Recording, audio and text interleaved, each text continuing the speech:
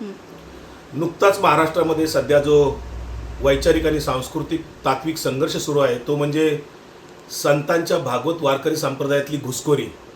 त्या घुसखोरांच्या पैकी 20 घुसखोरांची आम्ही नावं जाहीर केली। त्याच्यातलं नंबर 1चं नाव आहे गोविंद देवगिरी उर्फ किशोर व्यास, ज्यांची आळंदीमध्ये वेद पाठशाळा आहे, तिथे ब्राह्मणेतरांना प्रवेश नसतो। हे अयोध्या राम मंदिराचे ट्रस्टी आहेत।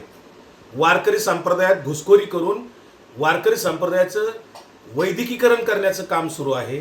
सनातन वैदिक धर्माचा विचार त्या ठिकाणी रुजवण्याचं काम करतायत। ज्या सनातन वैदिक धर्माच्या लोकांनी संतांना छळलं, सर्व संतांना प्रचंड त्रास दिला, अतोनात छळलं, त्या सनातन वैदिक धर्माच्याच लोकांनी या स्वराज्याचे संस्थापक छत्रपती शिवरायांच्या सुद्धा राज्याभिषेकाला विरोध केला होता। महाराजांना 2 वेळा राज्याभिषेक करावा लागला। त्याच सनातनी लोकांनी, धर्ममार्तंडांनी अनाजी पंथाच्या माध्यमातून शंभूराजांना सुद्धा त्रास दिला होता।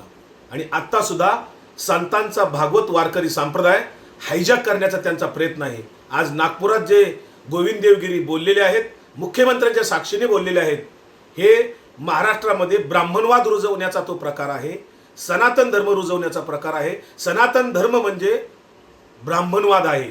हिंदू धर्माचा, सनातन धर्माचा काहीही संबंध नाही। ते हिंदू हिंदू करतायत, पण त्याच्यातला प्रत्यक्ष पोटातला गाभा म्हणजे ब्राह्मणवाद आहे। गोविंद देवगिरी मुख्यमंत्री यांनी मिळून महाराष्ट्राला एक संदेश दिलाय की महाराष्ट्रामध्ये फक्त ब्राह्मणवाद चालेल, आणि म्हणून छत्रपती शिवरायांना त्या ठिकाणी ओढण्याचं काम चाललंय। कायमच त्यांनी ते केलेलं आहे, आजही ते करतायत।